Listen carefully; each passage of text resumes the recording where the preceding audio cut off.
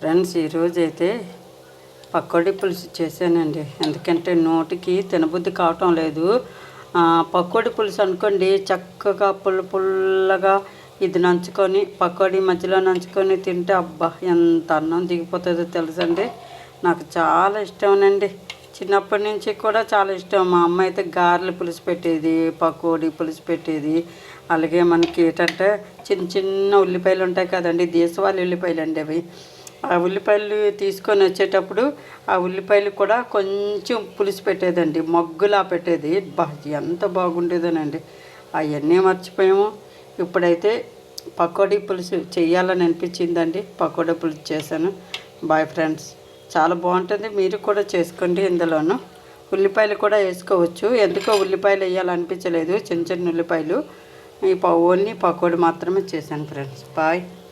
Like చేయండి friends, support చేయండి. మీ support నాకెంతో అవసరమైంది ఫ్రెండ్స్. బాయ్.